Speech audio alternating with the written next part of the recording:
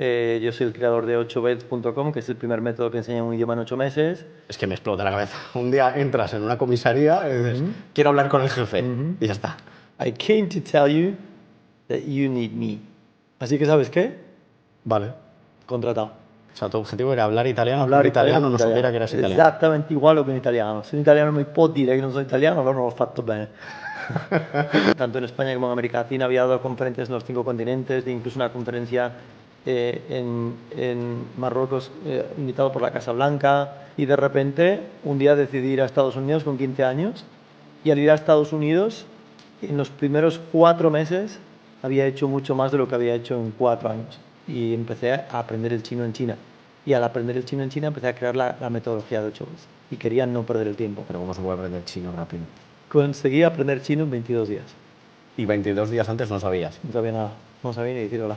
Y al cabo de los 22 días yo me iba a un mercado chino, decía, ni hao, wo jia shi wo xian ge ni shuo hao, y la tía me dijo, tío, eres un loco. Yo había ido 3 semanas antes, no podía hablar, me vio hablando así 3 semanas después. No Y me dijo, entendía ¿cómo lo nada. has conseguido? ¿Qué ha pasado?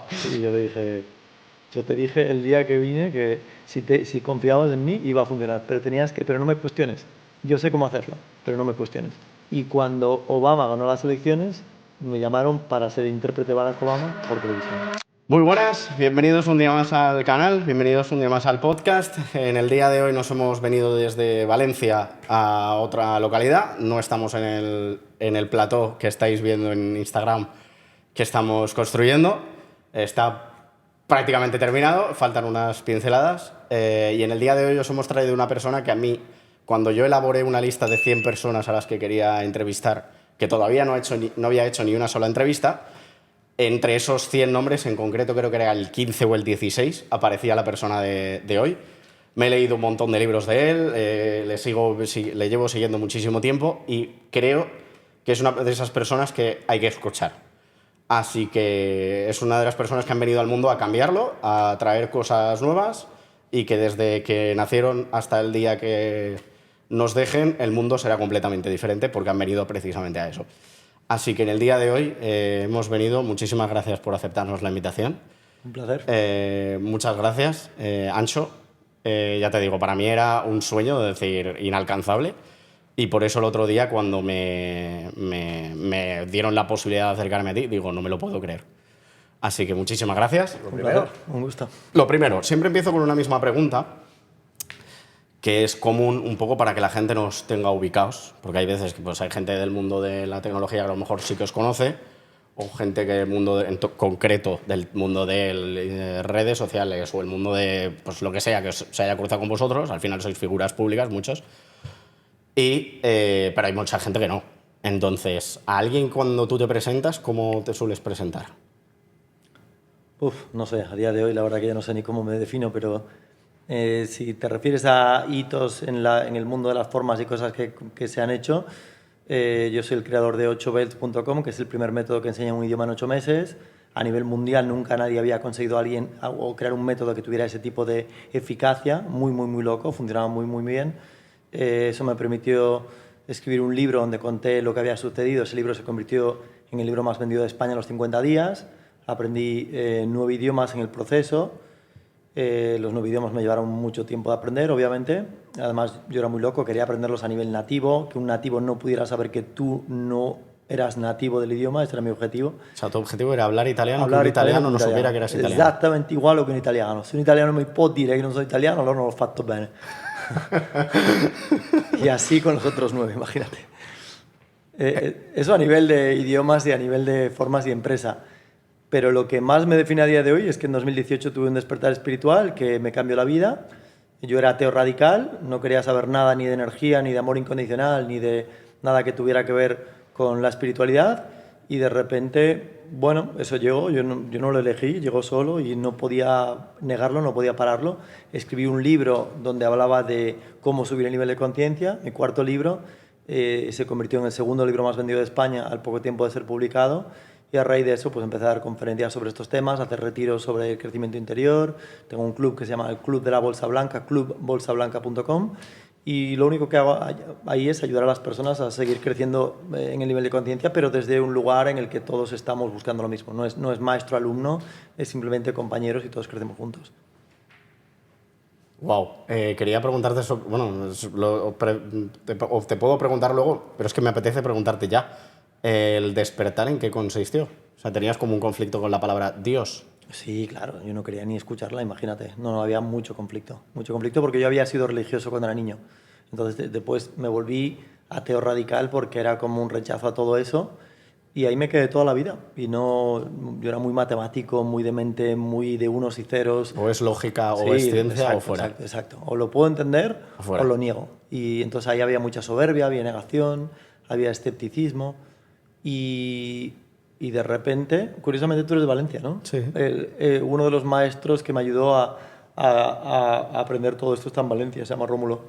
Y, y- y la verdad que le estoy muy agradecido porque fue un poco referente y fue el que... ¿Pero fue algo? ¿Fue que viste algo? ¿O estuviste en algún sitio? No, ¿Ocurrió normalmente algo? la gente piensa que hay como una quiebra, una ruptura. Un clic.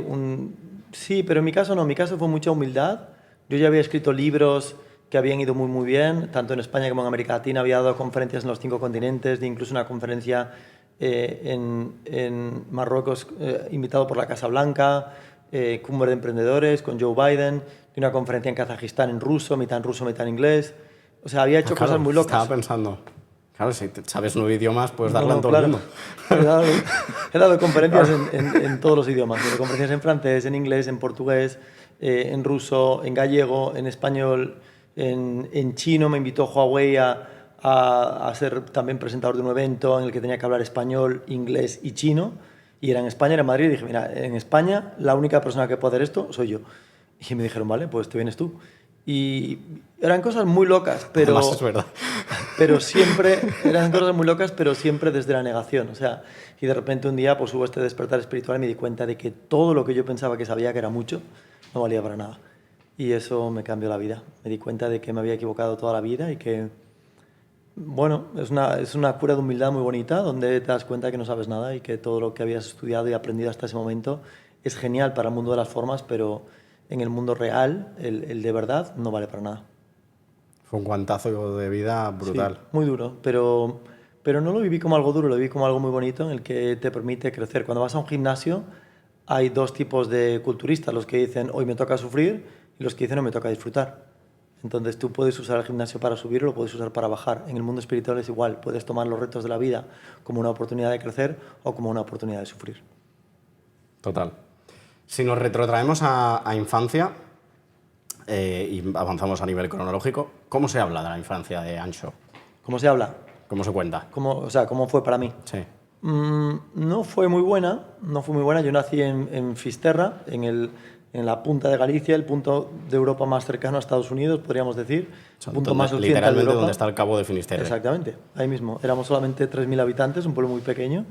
Yo veía peregrinos desde pequeño y la verdad que, bueno, me sentía solo. Tenía muchos talentos, yo tenía muchos talentos y no sabía qué hacer con ellos. No había una oportunidad de explotarlos. Y de repente, un día decidí ir a Estados Unidos con 15 años y al ir a Estados Unidos, en los primeros 4 meses, había hecho mucho más de lo que había hecho en 4 años, en los 4 años previos. Me ficharon automáticamente para tocar un cabaret, yo tocaba el piano, entré en el equipo de fútbol, entré en teatro, hice un musical donde tenía que bailar, cantar e interpretar. Eran como un montón, era como un mundo abierto. Podías emprender, podías trabajar, podías ganar dinero, te podías pagar los estudios. Era como una posibilidad. A los 2 años ya estaba siendo emprendedor, ya estaba construyendo negocios. ¿Puede ser que era la primera vez hasta ese momento que te habías tenido que buscar la vida?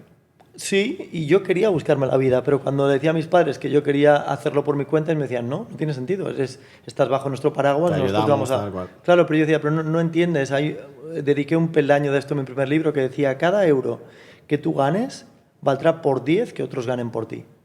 Y cada gota de sudor tuya valdrá por 10 que otros derramen por ti. Entonces, lo que tú haces por tu propio pie, y máximo en aquel momento, era tremendamente valioso. Mis padres eso no lo entendían y yo me peleaba con ellos para pagarme yo los estudios. No quería que ellos me pagaran nada. Y quería mantenerme por mí mismo en Estados Unidos. Yo había ido allí solo y sin familia. Con 15 años tomé la decisión y, claro, no siempre era fácil, pero era tal la satisfacción de hacerlo por tu propio pie que compensaba cualquier sudor que tuviera que ¿Por qué te invertir. vas? Lo que quería era, yo creo que quería tener crecimiento, experiencias, Romper la cáscara de romper, explotar. Mi primer libro arrancaba con una frase que decía: el enemigo de la vida no es la muerte, es el desaprovechamiento. Y lo que no quería era desaprovechar todo eso. Decía, Eso oye, no. es que aquí yo puedo hacer muchas cosas. Yo me sentía capaz de hacer muchas cosas. Es verdad. No sé de qué libro, pero la L es verdad. ¿De qué libro? Los 88 peldaños del éxito. ¿Es del éxito? Es del éxito, es verdad, es verdad.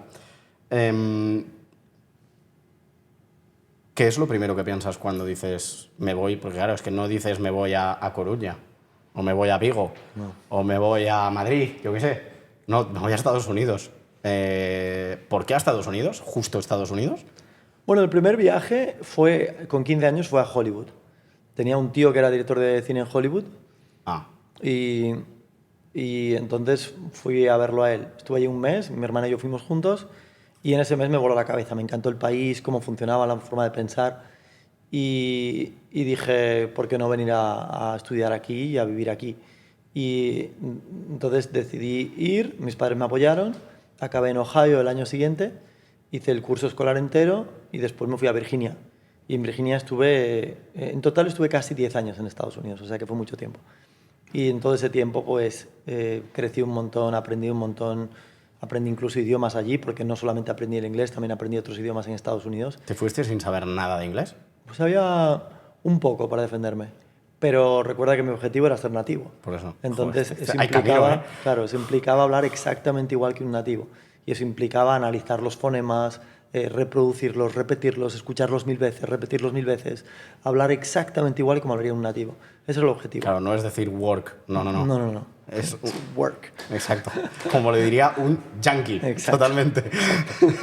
Y si nos ponemos como lo diría uno de Los Ángeles o como lo diría un neoyorquino. A veces hasta aprendí el acento de Nueva York, por ejemplo, lo aprendí, el acento del sur, el acento del norte, o sea, me fascinaban los acentos.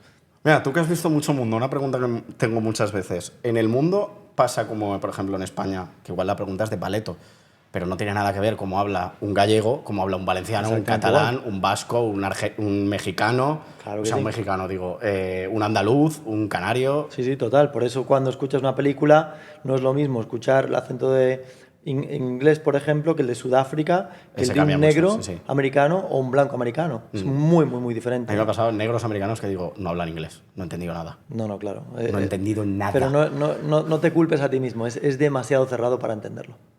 Así que no es que tú no sepas inglés. No, abre es la que- boca y ya cerrado. O sea, Sí, exacto. no me ha dado tiempo a entenderte.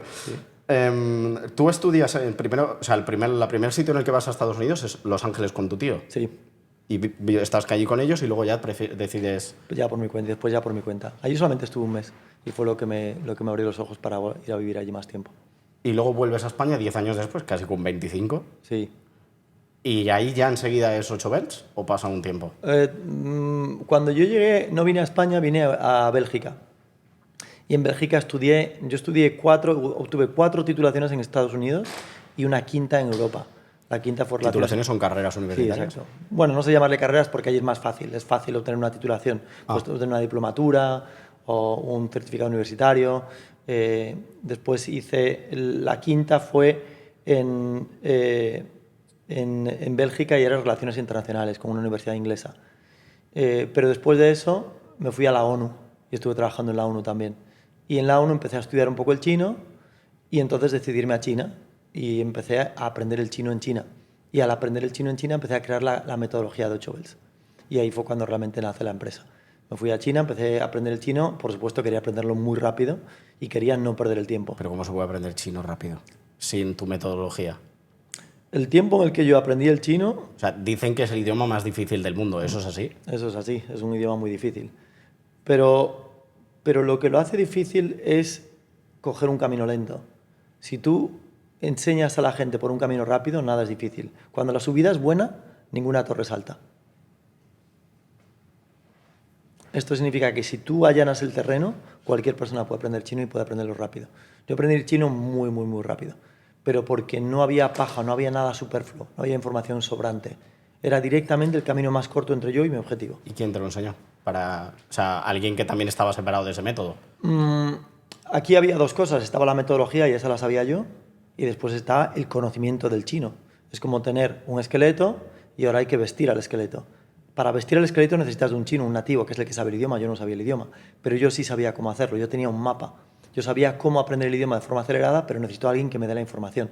Entonces yo me peleaba con los chinos, con los maestros Decías, que tenía. esto no me interesa, esto Claro, sí. exactamente. Y me decían, pero ¿cómo me vas a enseñar tú a mí? Yo le decía, no te ofendas, no lo digo desde la soberbia, pero yo, que además soy el que estoy pagando, soy el que decido cómo quiero aprender el idioma porque sé cómo hacerlo. Lo que pasa es que la información la sabes tú. Entonces tú te vas a limitar simplemente a responder a mis preguntas, pero el que sabe la metodología soy yo. Entonces, y tú vas a ver que yo te voy a demostrar que voy a aprender en chino en muy, muy poco tiempo. Y si esto te funciona, a lo mejor hasta lo puedes usar con otros alumnos. Y la primera maestra que tenía chino me quiso matar, me dijo pero tú, ¿A dónde vas a estar flipado? Claro. Pero lo hicimos y conseguí aprender chino en 22 días. Venga. Pero de poder mantener una conversación. Podía mantener una conversación de más de una hora.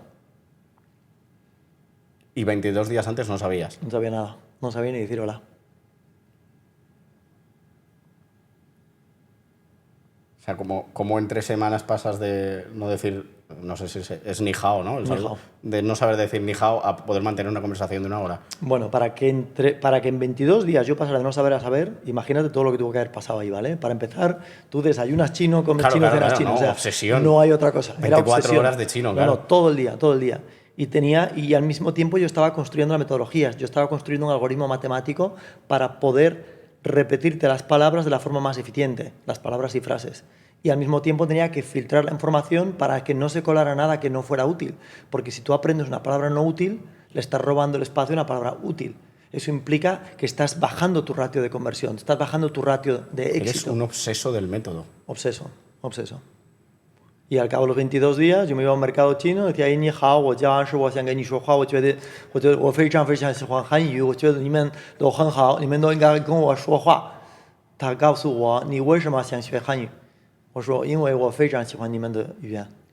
Y la tía me dijo, tío, eres un loco. Yo había ido 3 semanas antes, no podía hablar, me vio hablando así 3 semanas después, y me dijo, ¿cómo lo has conseguido? ¿Qué ha pasado?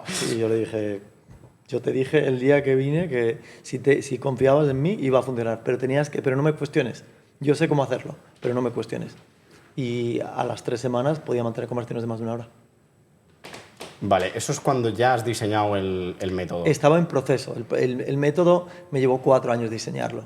Eso te iba a preguntar. Eso era el embrión. ¿Cuándo es el primer momento que dices por qué debe haber algún problema? O sea, porque decir, tú solucionas con tu método, pero eso es un problema. ¿Cómo te das cuenta de ese problema? Bueno, darme cuenta del problema era muy fácil, porque yo había vivido en Estados Unidos. Todo el mundo nos hemos dado cuenta de ese problema. Todos hemos visto, o sea, que la manera en la que nos enseñaban los idiomas... Estar haciendo ejercicios y dices, ¿y esto para qué? No, era una locura. Y entonces, y después vine a Europa y vi que pasaba lo mismo. Yo pensaba que era, o sea, en España se enseñaba mal, pero es que en Estados Unidos también se enseñaba mal y en Europa también se enseñaba mal. Entonces yo sabía que quería ir a China y no perder 4 años o 5 o 10 para aprender el idioma chino y no conseguirlo, que era lo que le pasaba a todo el mundo. Entonces yo quería encontrar una manera de aprender el idioma y hacerlo bien, hacerlo correcto. Y para mí era obvio. La gente me dice, ¿cómo se te ocurrió el método? Y yo decía, no, tiene que explicar al resto del mundo cómo no se le ocurrió a ellos, porque es la forma más lógica de aprender un idioma. Es vete al grano con lo que es útil, elimina todo lo que es superfluo, todo lo que sobra, y ahora crea un mecanismo de retención de esa información donde lo que estudies por la mañana lo puedas aplicar por la tarde. Trabaja el oído, trabaja la boca y trabaja la memoria. Y con esos 3 tú lo tienes todo. No es complejo, pero eso lo tienes que hacer de una forma muy, muy, muy radical. Por ejemplo, muy ¿qué es lo que quitaría? ¿Qué es lo que primero quitas? Los sustantivos, los nombres de los objetos, las familias de frutas, palabras, partes del cuerpo, colores, animales. Todo eso es lo que menos utilidad tiene y es justo lo que más se estudia. Y lo que más utilidad tiene son los conectores, las palabras que usas entre el vaso de agua y el animal y el color y los medios de transporte. Las palabras que conectan todo eso se usan millones de veces. Los nombres de los objetos, los sustantivos, no se usan casi nunca. ¿Y qué es lo que más nos enseña el sistema tradicional? Los nombres de los objetos, familias enteras de palabras. Estoy pensando que rara vez cuando escribo pongo sustantivos. Claro. Te sorprendería... Hablo, por ejemplo, del inglés, que es lo más básico. Es verdad. Te sorprendería ver el porcentaje, la ratio tan baja de utilidad que tiene y de frecuencia de uso, muy bajita. ¿Y cómo te das cuenta tú de eso? Bueno, era mi 9º idioma, o sea que yo ya había aprendido 8 idiomas antes. Y los había aprendido con el sistema incorrecto y la mitad los iba aprendiendo con el sistema ya correcto. Yo ya iba adaptando a mi propio sistema, iba a clase pero no obedecía lo que decía el profesor, lo hacía en casa por mi cuenta. Entonces yo ya sabía cómo no aprender un idioma. Yo había sufrido el haberlo hecho de forma incorrecta. Tenía mucha información. No, claro, ¿sabes? tú estudiaste inglés a la antigua. Claro. Aprendiste inglés claro, a la claro antigua. Que sí. Y perdí tiempo y tardé demasiado. Se podía haber hecho de forma mucho más acelerada. 8 Belts se creó, el método se creó para cortar tiempos. Yo quería cortar tiempos. ¿Cuál es la forma más acelerada para conseguir?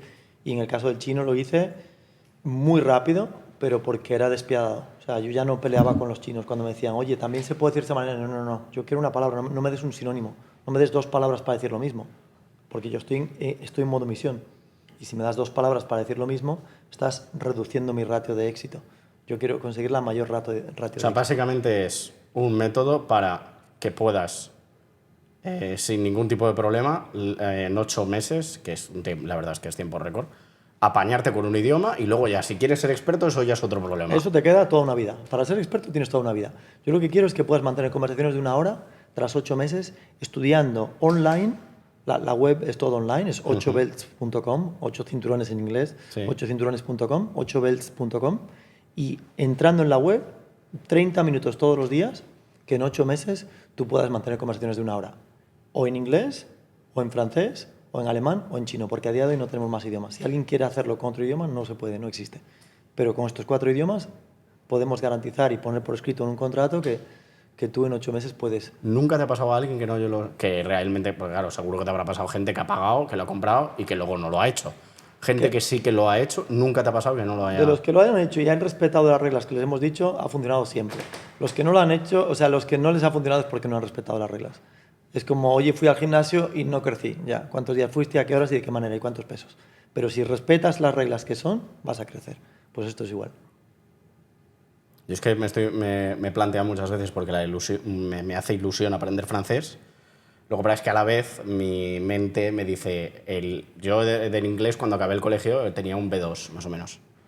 Pero claro, llevo 8 años sin ir al colegio, está más oxidado que un ancla ese inglés.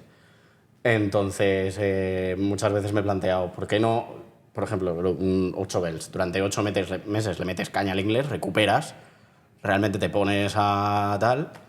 Y luego ya le das al francés. Yo tengo el caso de un ex compañero mío de profesión que no sabía nada, bueno, de inglés. Cada vez que le llamaba a un cliente en inglés me pasaba el teléfono porque no sabía nada, ni los colores. A nivel académico le regalaron la ESO, o sea, cero, nada. Y estuve 6 meses o así sin verla y cuando le volví a ver, digo, coño, ¿qué hablas inglés? Me dice, no, tengo reunión ahora en inglés. Y digo, coño.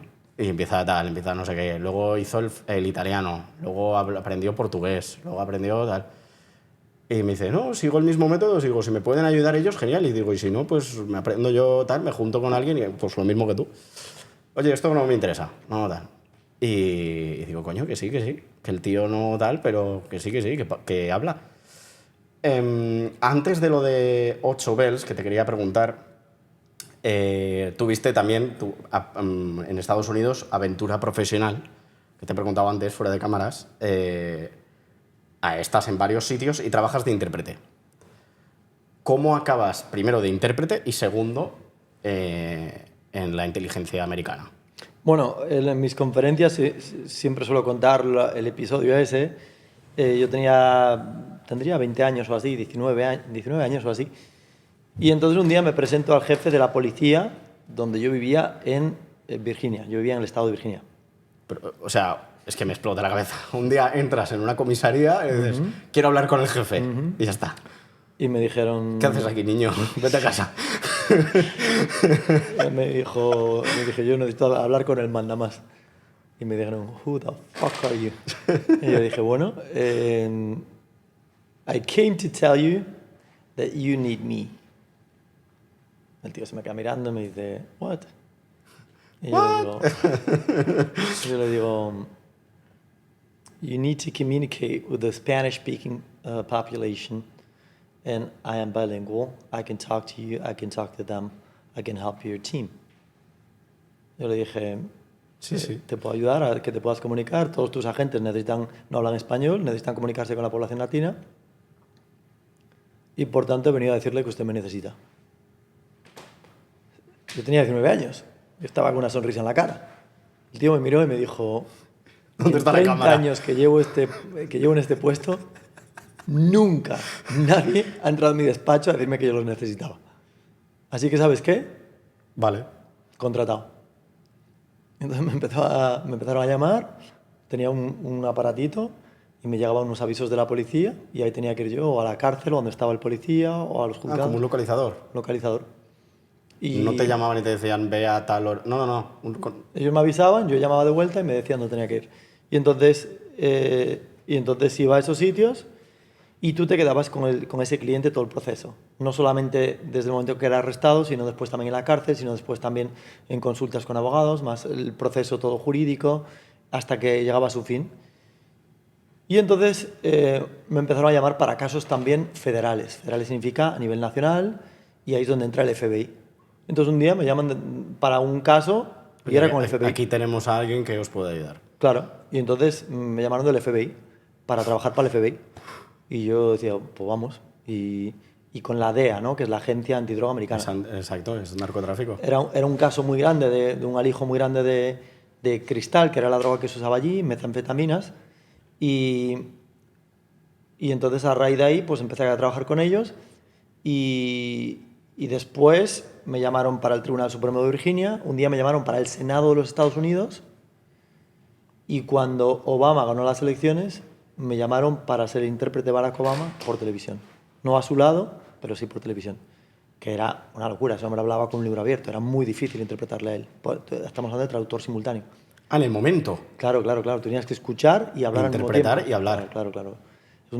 O sea, intérpretes simultáneos no hay muchos en España, hay pocos.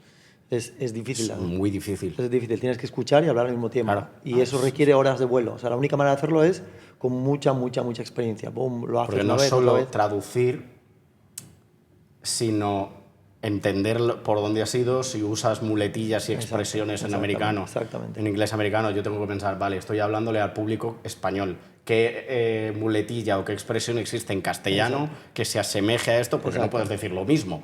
En traducción se habla de equivalencia dinámica, que significa que el mismo efecto que tenga en inglés, tú búscate la vida para que tenga el mismo efecto en español.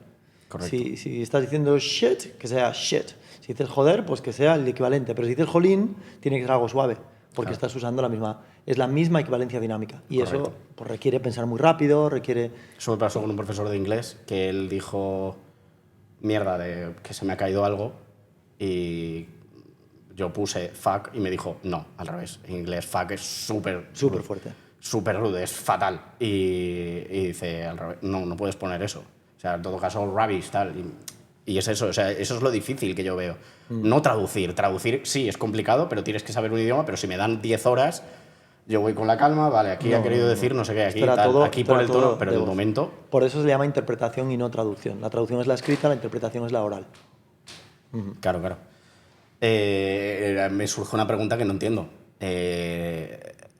Lo del FBI lo puedo entender, porque básicamente necesitamos a alguien, pues ¿a quién coges? A alguien que está a mano. Pero el primer sitio en el que tú trabajas, realmente, si te dicen que si empiezas a trabajar con ellos es porque ese problema lo tenían. Hasta ese momento nadie pensó, oye, ¿y si buscamos a alguien que sepa castellano? Sí, había otra gente que tiraban de ellos de vez en cuando, pero necesitaban a alguien más comprometido, más fijo, porque antes directamente no se comunicaban, muchas veces no se comunicaban con la población latina. Imagínate el problema también para el latino, que no es entendido, ¿no? Entonces estabas haciendo un trabajo donde estás ayudando también a la persona a que pueda ser comprendida. Porque... Es que, claro, si han detenido a un colombiano, ponte, por narcotráfico, tendrá que saber el colombiano qué derechos tiene, de qué se le acusa, qué puede hacer, qué no puede hacer, qué puede decir, qué no puede decir, a qué se le viene encima a nivel de... O sea, tendrá que saber... O directamente lo van a sentar y lo van a meter en la prisión y ya. O sea... Sí, claro, necesita de ayuda. todas maneras, a día de hoy, o sea, hoy no veo ese como un capítulo muy importante de mi vida. Yo lo que veo es que eran peldaños de una escalera. Hay mucha gente... Tú imagínate la vida como una escalera de 100 peldaños. Y tú dices, ya, pero es que el peldaño 20 era oscuro, era gris, estaba mal pintado, tenía agujeros y por tanto no me gusta. Ya, pero la única manera de que puedes llegar al 100 es pasando por ese 20. Entonces, para mí el trabajo de intérprete no era un trabajo que me gustara, por mucho que fuera con el FBI, tuviera mucho glamour para muchas personas, para mí no lo tenía. Entonces, yo lo que quería era crear, yo quería construir.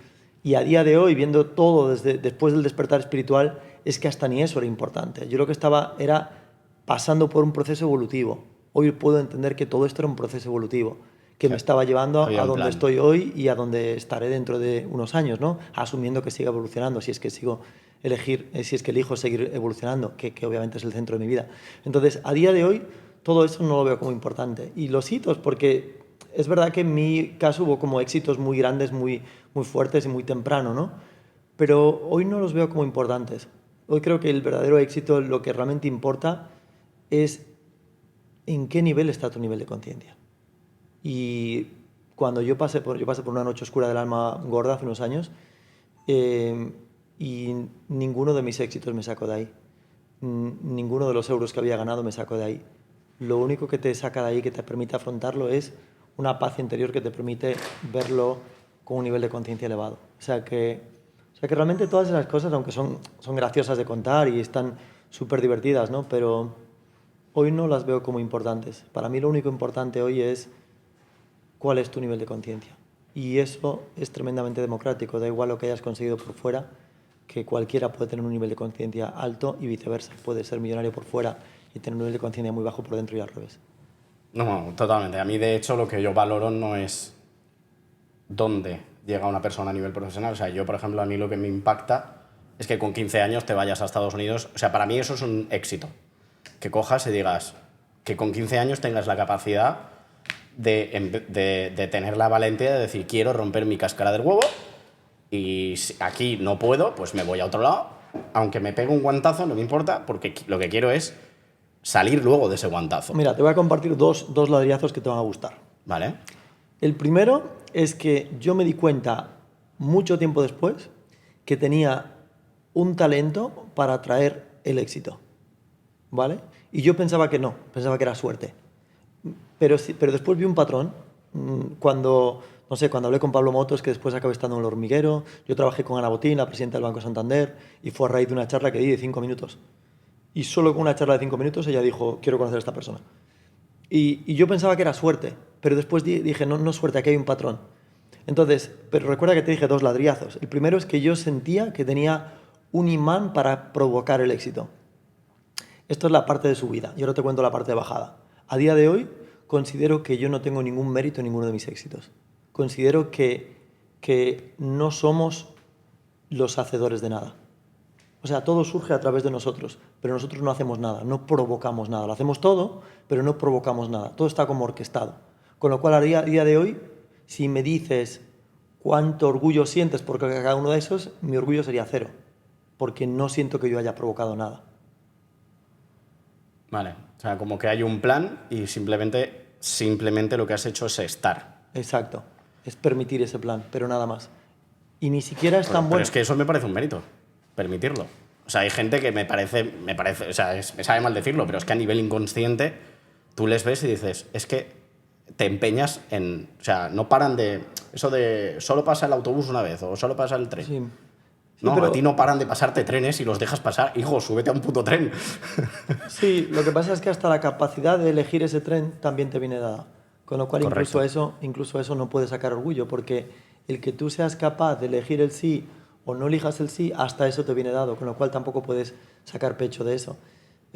No, sacar pecho no, simplemente decir, oye, yo hice esto. Tú sabes lo que es la escala de la conciencia de David Hawkins, de 0 puntos a 1000 puntos. Yo siempre hablo de ella en todas mis conferencias y ahora, antes no.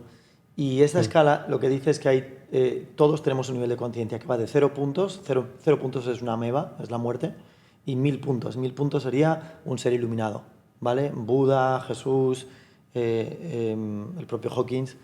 Y nosotros estamos en algún punto entre el 0 y el 1000. Pero curiosamente todos tenemos un nivel de conciencia que se llama el nivel de conciencia prevalente. El medio. Sí, cada uno en su sitio. Cada uno en su sitio. Diego Armando Maradona tenía un nivel de conciencia que no era muy alto, ¿vale? Pero cuando iba al campo de fútbol, conectaba con una energía tan elevada de amor incondicional que le permitía hacer genialidades.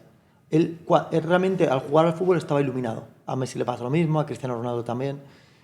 Y muchos de ellos, sobre todo los que son más conscientes, lo que hacen cuando marcan un gol es simplemente entregan el crédito, el mérito. Dice, oye, yo doy gracias porque no siento que haya sido yo el que lo haya hecho.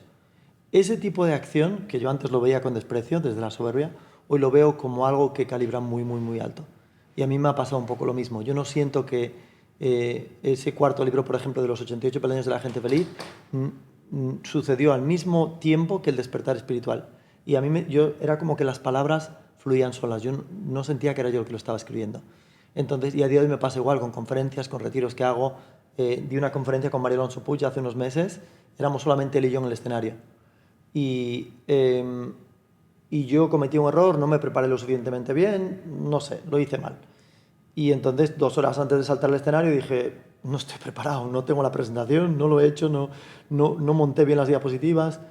Y me fui a respirar a una sala y, bueno, desde la humildad, pues admití que no me había preparado bien para esa conferencia, no estaba preparado. Empezaron a llegar miedos y nervios. Yo nunca me pongo nervioso al saltar al escenario, he dado 400 conferencias, nunca he tenido un problema con eso. Pero ese día me di cuenta de que no estaba preparado y había cometido un error. Entonces lo que hice fue cerrar los ojos y simplemente decir, bueno, reconozco mi error y me entrego. Me entrego a un poder superior que un amor universal hable a través de mí. Yo suelto todo el deseo de protagonismo, de control, de provocar nada. Y seguramente fue las charlas se pueden calibrar, yo las calibro. Calibrarlas significa que puedes saber el nivel de conciencia desde el que hablaste. Y esa seguramente fue la más elevada que di en mucho tiempo. Y vino gracias a ese poder de la rendición. No quisiste controlar nada. Exactamente, no había que control. Sea lo que sea. Sea lo que sea. Si sale fatal, sale fatal. Al menos mi único objetivo era salir al escenario comprometido con el amor incondicional. Ponte al servicio. No busques brillar, busca servir. Y cuando se conectó con esa energía, que me llevó un ratito respirar para conectar con ella, la charla salió sola. El propio Mario Alonso Puig dijo, yo conozco a Ancho desde hace un tiempo, pero nunca la había podido escuchar en el escenario, y me ha sorprendido gratamente porque nunca me imaginé que un emprendedor fuera a hablar de espiritualidad de esta manera. Y al final estamos diciendo exactamente lo mismo. Está súper conectado el mensaje que yo doy con el que él da. Y era porque yo me quité de en medio. Entonces, el trabajo que estoy haciendo a día de hoy es un trabajo en el que te quitas de en medio, en el que son 2 ascensores que se cruzan. Cuando el ego baja, el amor incondicional sube.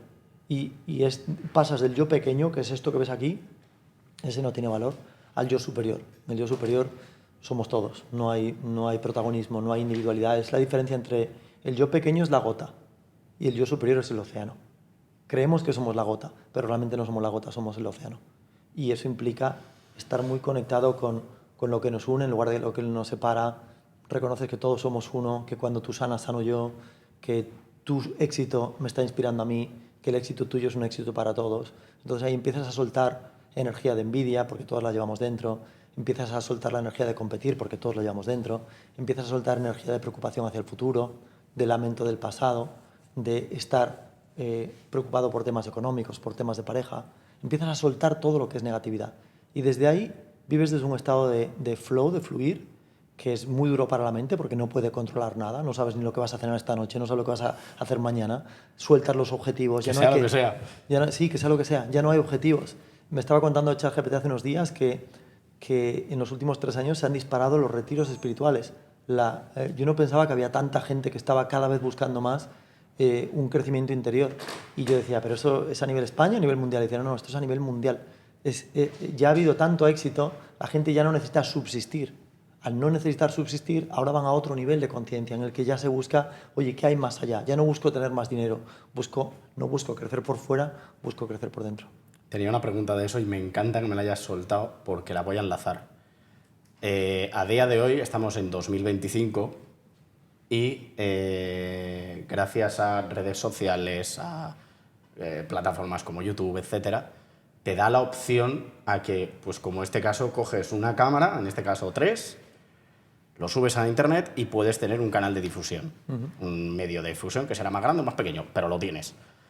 Y realmente si empiezas a pensar, dices, ostras, hay mucha gente que utiliza esa capacidad para generar un contenido y otros otro. Entonces, a día de hoy yo percibo que nunca en la historia, de esto hablé con mi querido amigo Javier Oliva Muñoz y con Ángel Rielo, y les hice una pregunta parecida y quiero también saber tú cuál es tu visión. Me da la sensación de que nunca en la historia se ha creado tanto contenido de valor. Nunca antes. Obvio. Igual que bueno, también... puedes retirarlo de valor. Ahí voy.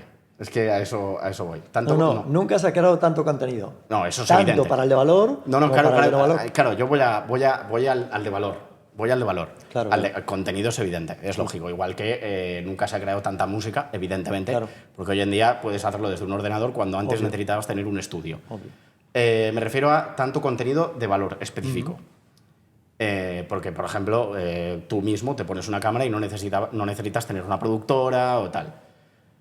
Entonces veo eso y veo mucha gente interesada y lo que dices, que se dispara los índices, que voy a un evento de Ángel o de Jorge Carrasco, de mentes expertas, etc. Voy a un evento y, tío, lleno.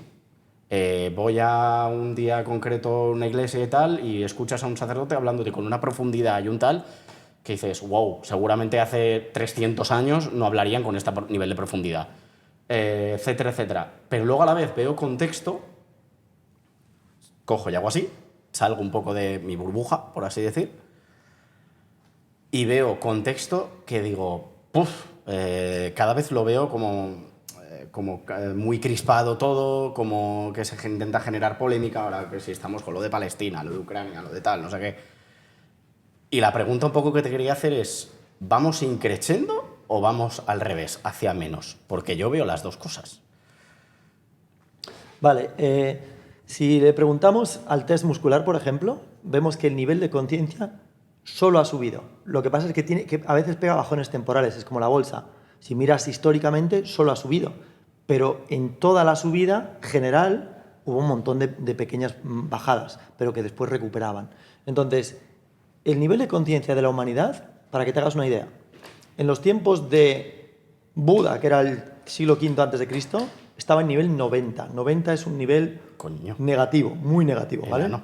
Recuerda, la escala de la conciencia va de 0 puntos a 1000 puntos y tiene 3 puntos importantes. El 200 es el más importante, separa lo negativo de lo positivo. El 500 es lo que se llama el nivel del amor. Y en el 600 empieza la iluminación. Gandhi estaba, por ejemplo, en 750. Jesús estaba en 1000. Vale, Hitler estaba en 45.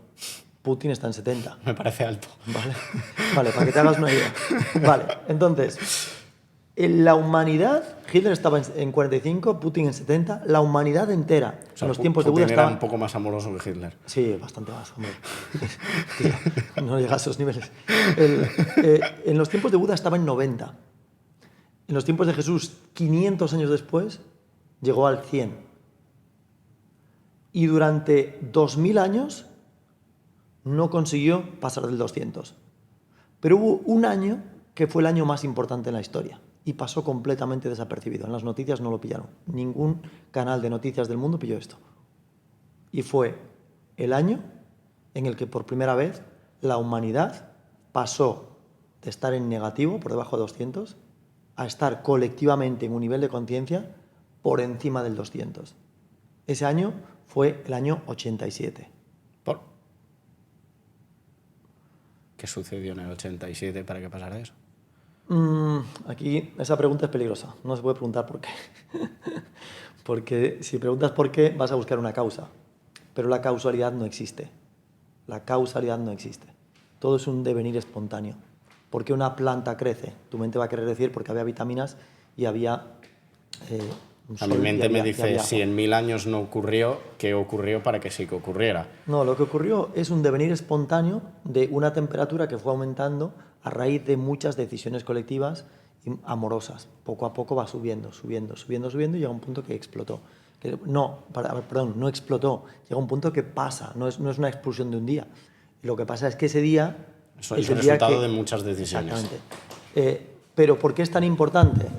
Porque el agua en 99 grados, le subes un grado y empieza a hervir. Y tú dices, solamente es un grado, solamente es un grado. Claro, pero lleva subiendo... Pero cambia de estado. La diferencia está en que en el 99 es líquida, en el 100 es gas. Y tú dices, solo es un grado, pero es un grado que lo cambia todo. En el 100 se va a evaporar y en el 99 no se evapora. Entonces, aunque solo sea un grado o un punto, es un cambio de estado y por tanto es muy importante. Esto sucedió a finales de los 80. Y justo después se cae, por ejemplo, la Unión Soviética. Justo después llega Internet y explota a nivel mundial. Justo después la ciencia, gracias a eso, pega un salto que nunca había pegado. El genoma humano, etcétera, etcétera. Entonces, esto es el resultado del mérito colectivo de la subida del nivel de conciencia. Ese fue el año más importante de la historia y nadie lo vio así. Porque por primera vez el ser humano, la humanidad, pasó de estar en niveles negativos a niveles positivos. Cuando subes a nivel 200, o sea, en niveles negativos, el mundo se podría haber destruido. La crisis de los misiles, por ejemplo, podía haber destruido el mundo. En niveles positivos, el mundo pasa de ir a un infierno, porque podría acabar en un infierno, acaba en un cielo en la tierra, que lo creas tú. El cielo no es algo que se consiga, es algo que tú creas cada día, con cada decisión. Entonces, si miramos el nivel de conciencia, que es el mejor indicador para responder a tu pregunta, el nivel de conciencia ha subido. Y a día de hoy, el nivel de conciencia de toda la humanidad está en 215. O sea que en unos 40 años, 30 años, ha subido 14 puntos, que es mucho. Porque había tardado 500 años en subir 10 en la época de Buda a Jesucristo. Entonces, imagínate ahora subir en 40 años 15 puntos, es una barbaridad. Y eso es gracias a que cada vez hay más conciencia. Hay retiros de cómo subir el nivel de conciencia. Levantas una piedra y hay marketing consciente, gimnasia consciente, comida consciente. Todo eso calibra como positivo. Es amoroso, es acertado. Si alguien se está planteando ir a un retiro en el que lleva esa palabra y supuestamente la energía que te da ese retiro es elevada, vete, porque va a subir tu nivel de conciencia. Y lo mejor que alguien puede hacer para subir el nivel de conciencia es asóciate con gente que está en un nivel de conciencia más grande que tú. Ya que, entre comillas, se contagia, entre comillas. Exacto. Contágiate de algo que te haga subir. Exactamente. Por favor, no te contagies que te haga bajar. Entonces, vale, podríamos entonces entenderlo. También, claro, yo es que he leído mucho la frase de cuando el 1% de la humanidad se salve, nos salvaremos todos, por así decirlo, como un poco poético y tal. Y eso es un poco la sensación que me da, lo que te decía, que nunca se ha creado tanto contenido, por ende, total. Por tanto, nunca se ha tenido que crear tanto contenido, tanto basura como tal. Entonces, mi pregunta siguiente sería, ¿tienen que haber muchos extremos? No, los extremos... aquí el objetivo no es polarizar. O sea, no es polarizar, sino es una... O sea, no es intencional, es decir, me explico lo que quiero decir. Sé que va a pasar. El hecho de que haya gente que toma decisiones, por ejemplo, el hecho de que haya gente en redes que pone comentarios positivos y que haya gente que ponga comentarios de odiadores o de haters, no te beneficia. O sea, lo segundo no beneficia. ¿No? La gente dice todo en su justa medida. No porque me beneficie, sino... No sé si me explico. ¿Puede existir una cosa sin la otra? Sí, eso es lo que te quiero decir. No necesitas los dos, no necesitas la polarización. Por tanto, llegaría un momento en el que no existiría... No, es que eso va a pasar seguro, porque... A eso voy. Mira, te voy a explicar... Cuando yo hago los retiros, mis retiros se llaman Retiro Bolsa Blanca, es retirobolsablanca.com, ¿vale? Se llama Retiro a la Bolsa Blanca, porque yo explico que todos tenemos una bolsa negra que es la sombra y una bolsa blanca que es la luz. Y cada uno puede elegir desde dónde decide. Vale, y una de las cosas que explicamos en Retiro a la Bolsa Blanca es que cuando tú estás tomando una decisión, imagínate que tienes un problema con tu pareja o con alguien y tú dices, tú hablabas de polarización porque dice, oye, hay gente que decide desde la bolsa blanca, pero hay gente que decide desde la bolsa negra.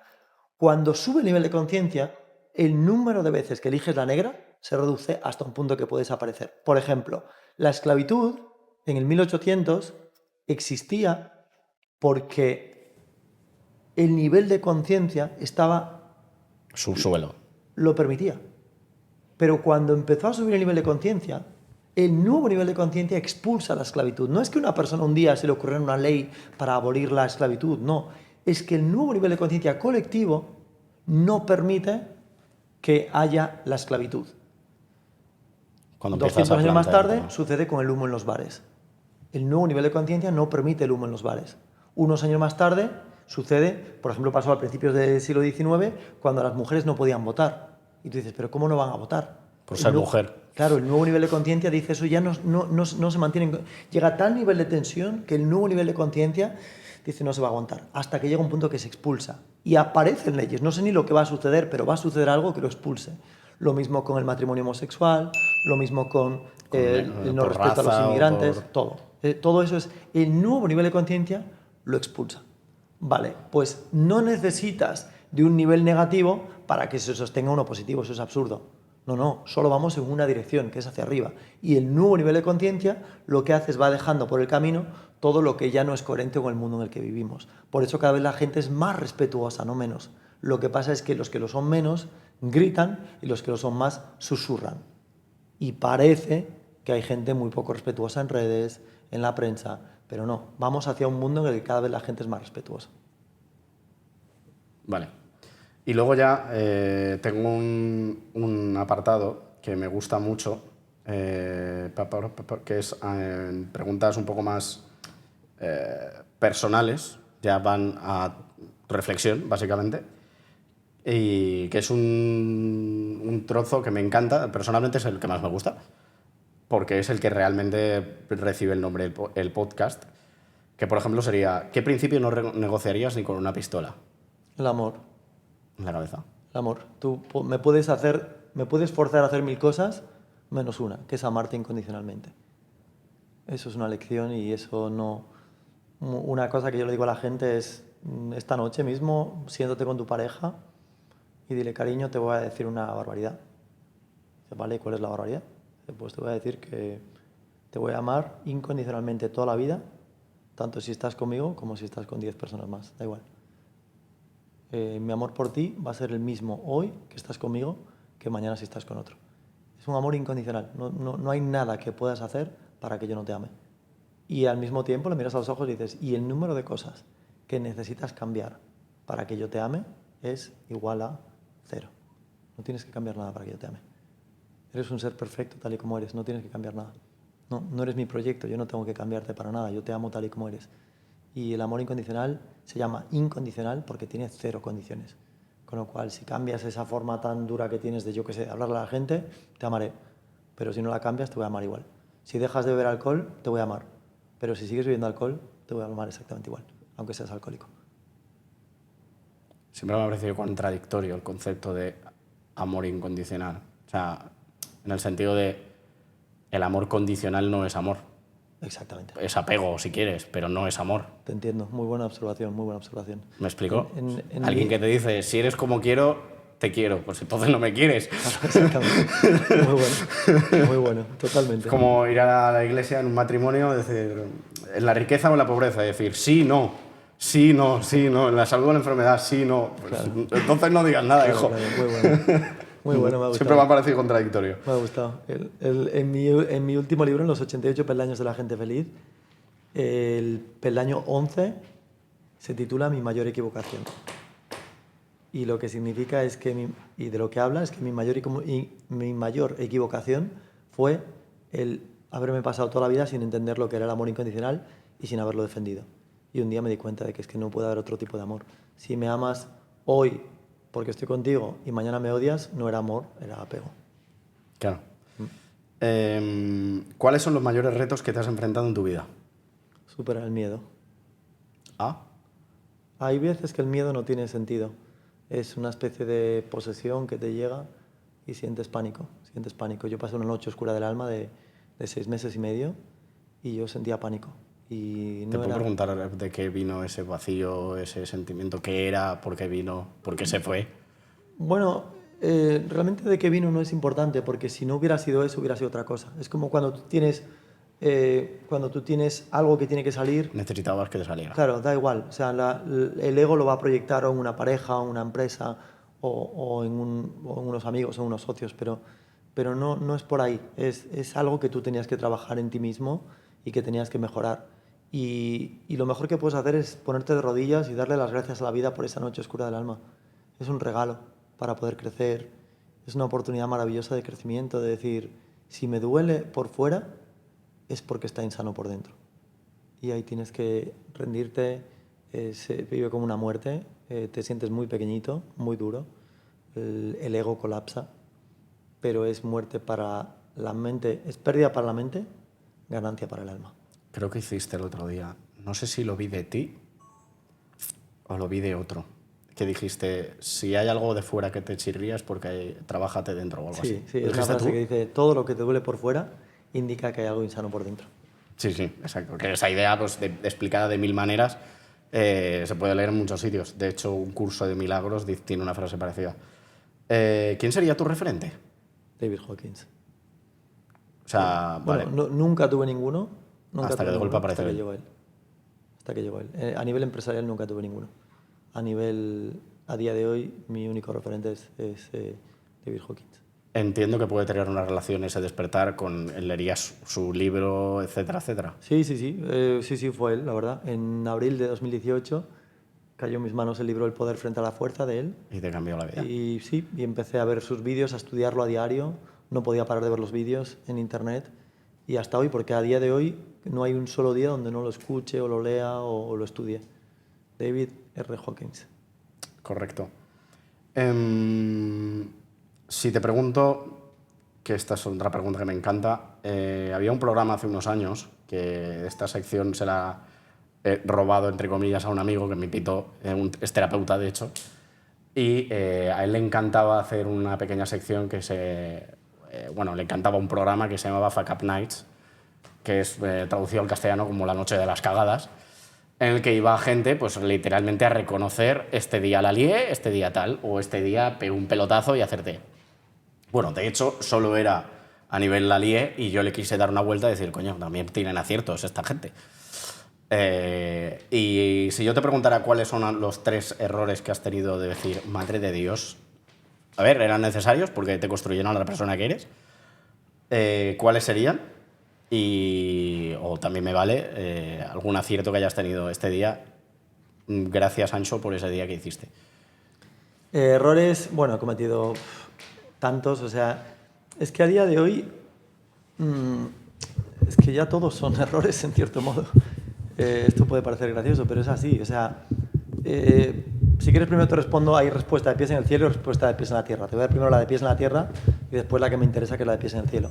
La de pies en la tierra, errores, pues por ejemplo en 8 Belts la empresa creció mucho, creció muy rápido, tuvimos muchos éxitos porque el método realmente permite a una persona hablar un idioma en 8 meses y funciona de verdad. Y por contrato es en plan, si no aprendes se te devuelve el dinero, ¿vale? Inglés o chino o francés o alemán, o sea, muy loco. El error, yo escribí mi primer libro, el primer libro se convirtió en el libro más vendido de España y también se vendió mucho en América Latina, empecé a dar conferencias por el mundo y una cosa es delegar y otra cosa es abdicar. Yo abdiqué. Al no estar, una cagada, pasó de todo y estuve a punto de arruinar la empresa como en varias ocasiones. Eso, lo que pasa es que entonces sería el gran error en el mundo de las formas. Pero en el pies en el cielo, hoy no lo veo como un error, lo veo como un regalo del universo para que yo pudiera crecer. Entonces, la respuesta que realmente te daría al respecto de los errores es que todos tenemos una serie de miedos, que son desequilibrios, yo le llamo bolsas negras, y todos tenemos un miedo principal. No sé si trabajas mucho el eneagrama, ¿conoces el eneagrama? Sí. Vale, pues el eneagrama te da un mapa de cuál es tu herida principal. Yo trabajo mucho con el eneagrama y cuando hacemos los retiros, los retiros de la bolsa blanca, que los hacemos en Madrid, hacemos 4 al año, pues ahí trabajamos mucho con el eneagrama y nos permite descubrir cuál es la herida principal de cada uno de los participantes en el retiro, ¿vale? Y además usamos el test muscular para poder saber su nivel de conciencia y su herida principal. Cuando descubres tu herida principal, dices, ahora entiendo por qué de niño me molestaba esto, por qué sentí que me humilló la maestra en clase. Ahora entiendo por qué me dolió tanto el corazón cuando mi pareja me dejó. Ahora entiendo por qué cuando mi jefe dijo que mi trabajo era malo, automáticamente me puse de uñas. Y era porque había una herida de vanidad, por ejemplo. Cuando descubres la herida de la vanidad, ahora puedes retroactivamente confirmarla con un montón de situaciones. El motivo por el que hemos venido a este mundo es para encontrar la herida principal y sanarla. Y de paso sanar todas las otras que son arraigadas de ella. Entonces, el objetivo es sanar heridas. Cuando empiezas en el crecimiento interior, a mí me preguntaban, ¿Ancho, tienes heridas? Yo decía, ninguna. Al poco tiempo decía, bueno, tengo una o dos. Después 20 o 30, después 200, 300 y llega un punto que es que solo ves heridas. Todo lo que te molesta es una herida, todo. Si te molesta el presidente del gobierno, ya me está dando información de cuál es tu herida. Oye, es un chulo, vale, ya sé que tienes un problema con la vanidad. Oye, es que no me gusta la gente que cambia de bando, tienes un problema con la lealtad. Es que no me gusta la gente que no apoya a los débiles, tienes un problema con la grandeza y la pequeñez. En cuanto hablas 2 minutos, ya te puedo detectar cuál es tu herida principal. Y esa herida principal va a determinar el resto de tu vida. Entonces, lo mejor que podemos hacer es encontrarla y sanarla. Me gustaría preguntarte qué detectas de heridas mías. ¿Tuyas? Te las puedo decir. ¿Tú sabes cuál es tu eneatipo? Yo soy 777. Soy un 7, pero me lo un leí 7, y ¿no? dije, literalmente me han descrito. Te veo cosas de 7, sí, te veo muchas cosas de 7. Sí, se te ve. Dije, me han descrito, porque hay veces que te ponen una lista de 10. Sí. Y dices, cuadro con 2, cuadro con 3. Me pasó con mi pareja. Mi pareja me dijo, aquí me veo mucho, aquí tal. Vale, pues yo ahora... vi y dije, es que de 10 clavo las 10. O sea, Para esto, nosotros lo que hacemos es que con el test muscular se confirma, ¿vale? Entonces puedes preguntar, dices, me llamo Anxo y ves que los dedos están en equilibrio. Significa que el cuerpo está en equilibrio, significa que esa respuesta es verdadera. Si digo, me llamo María Luisa, automáticamente un brazo se acorta, la cadena muscular se acorta. Me llamo María Luisa y se acorta, un dedo está más bajo que el otro. Eso significa no. ¿Estamos en España? Sí. ¿Estamos en Singapur? No. Soy hombre, sí, soy mujer, no. Vale, entonces con esto en mente puedes preguntar muchas cosas. Yo puedo preguntar si tu eneatipo es el eneatipo 1, sale que no, el 2, no, el 3, no, el 4, no, el 3, no, el 4 no, el 5 no, el 6 no, el 7, y ves, el 7 sale que sí. Con lo cual, si yo no te hubiera preguntado, y asumiendo que yo esté centrado y tal, debería decirme que es el 7. Si yo ya sé que tú eres un 7, incluso sin habértelo preguntado, ahora ya puedo saber cuál es tu herida principal y puedo darte la receta de lo que a ti te vendría bien para crecer. Por ejemplo, tu herida principal va a ser la dispersión. Vas a tener tendencia a quererlo todo, a probarlo todo. Hay un miedo síndrome principal. del objeto brillante. Exactamente. Hay un miedo que es el FOMO, que es el miedo a perderse cosas. Es fear of missing out, que es el miedo a perderse cosas. Y a raíz de ese miedo vas a decir que sí a un montón de cosas. Esto te va a romper la inercia que llevabas con la constancia. Estabas en un proyecto siendo constante y de repente se rompe la constancia porque me distraigo con el siguiente proyecto. Entonces, ¿cuál sería la receta para un 7? Muy fácil. Y es, me pongo objetivos que tienen un principio y un fin. Y no hago absolutamente nada hasta que el objetivo no se completa. Si dije 3 meses, 3 meses. Y lo que hay es un montón de presencia. Incluso puedo pedir ayuda, asistencia divina, para que esos 3 meses sí o sí me mantenga. Los 7 son los que compran 50 cursos y no acaban ninguno.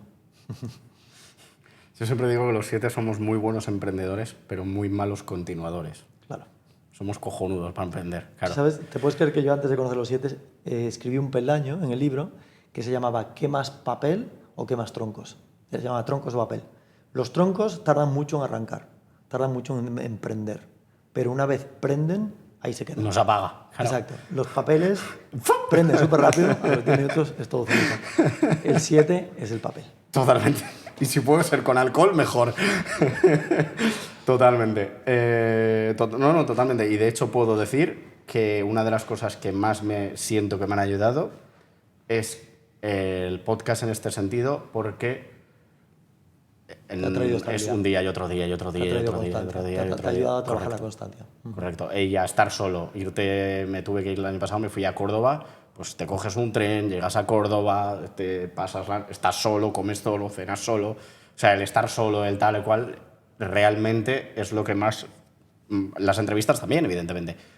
Pero digo, es que el regalo, sobre todo del podcast, es conocer a la gente que he conocido, atreverme a estar solo, a aventurarme y la constancia. Un día, otro día, otro día, un reel, otro, lunes reel, martes reel, miércoles reel, o sea, el otro día, otro día, otro día, otro día, lo aburrido, entre comillas.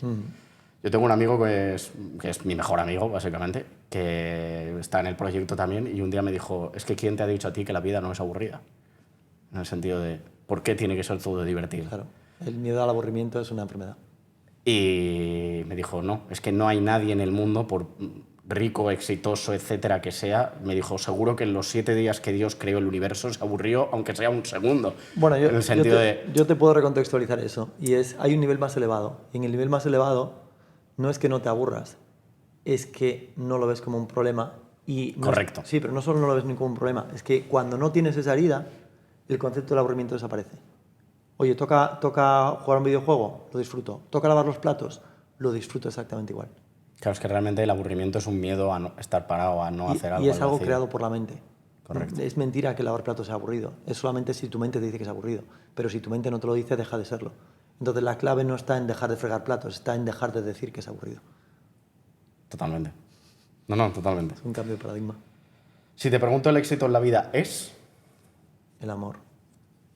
Pero el amor puro. En el amor puro no hay preocupación.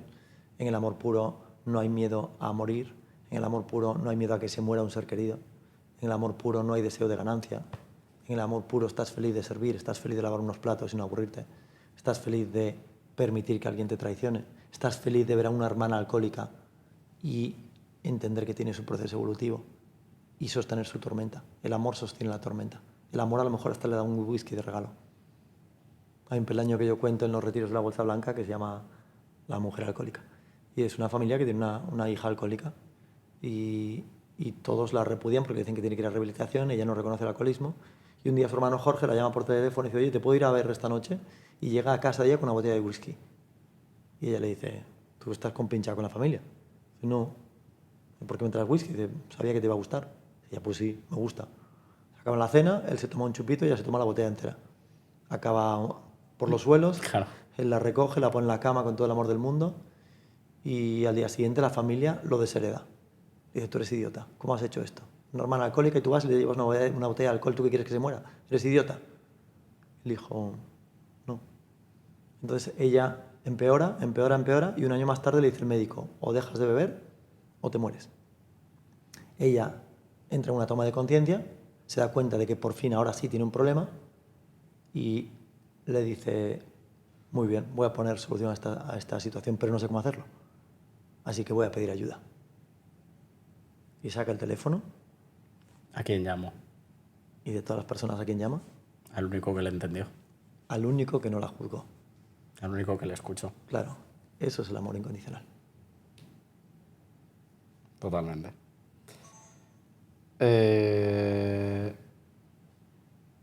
Si tuvieras que decir una cosa en el colegio, si tú tuvieras la posibilidad de modificar iba a decir sistema electoral, madre mía, no.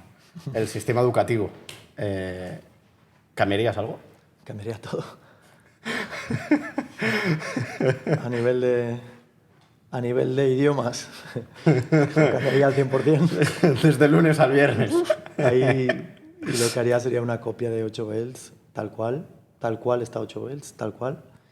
Y pondría idiomas en todas las escuelas. Es más, incluso les permitiría salir políglotas, o sea, aprender un idioma cada 8 meses. A los 8 meses aprendes otro, y después otro, y después otro. Podría estar hablando en 40 meses, que son muy pocos años, 5 idiomas. Y no sería difícil, yo lo he demostrado esto con diferentes personas. ¿Podríamos decir que es lo más útil en un mundo mundano, el idioma? Hombre, es muy útil, claro, es muy útil. No me hables de ChatGPT, no me hables de Google Translate. Tú puedes escuchar una canción de los Beatles, pero tú quieres tocar la guitarra tú, no escuchar a otro. Cuando la quieres tocar tú.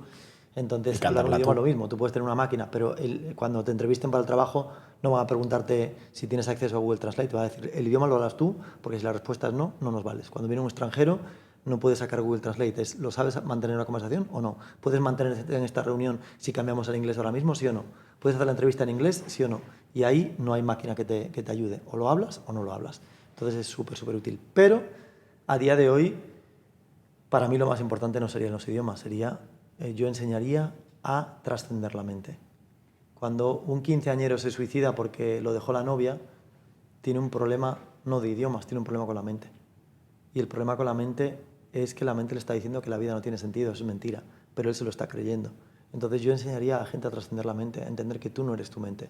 Si tu mente te dice la vida no tiene sentido, estás a 3 minutos de respirar esa perturbación, yo hablo de un péndulo que está agitado, y con 3 minutos respirando, con unas técnicas adecuadas, con una técnica del dejar ir, tú puedes aprender a parar ese péndulo. Cuando paras ese péndulo tienes el mayor de los superpoderes de la historia, que es mantener el péndulo tranquilo por dentro, independientemente de lo que suceda por fuera. Eso vale oro. Es quizá la la mayor destreza que yo enseñaría a los niños. No, totalmente. Yo siempre digo que falta mucha educación financiera, educación tal, pero yo creo que la más importante es la emocional, sinceramente. Porque de qué sirve tener mucho dinero si luego te quieres pegar un tiro.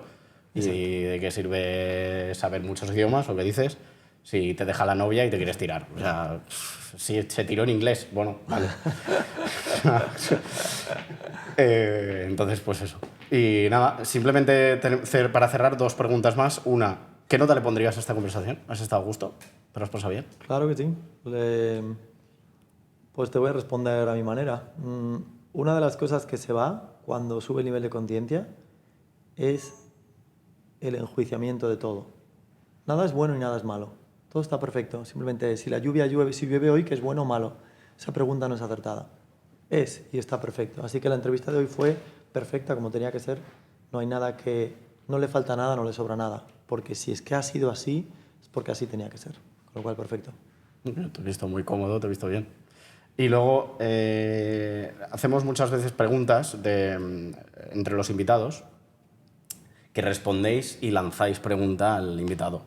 En este caso concreto, como tú abres etapa, el anterior no preguntó, el anterior fue uno de los directivos de Alehop, de la empresa, y respondió su pregunta y ahora te tocaría a ti lanzarle al siguiente, que el problema es que no te puedo decir quién es porque hay varios que no los puedo colocar en orden porque no tenemos terminado el estudio.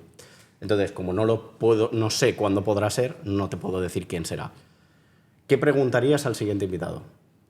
¿Cuál es la recomendación número 1 para que alguien invierta en su vida? ¿En qué debería invertir? Nuestro tiempo es limitado y la pregunta es, si el tiempo es limitado, ¿cuál es la inversión? ¿En qué debería invertir en mi vida? Hay muchas cosas en las que se puede invertir y hablo en forma metafórica y en forma no metafórica. Es en qué deberíamos invertir más para que esa inversión valga la pena. Y por último, ¿por qué nos aceptaste el podcast? ¿Por qué no? No, ya te he respondido. Vale, perfecto. Pues ya está. Pues nada, chicos, espero que os haya gustado mucho. A mí personalmente me ha encantado.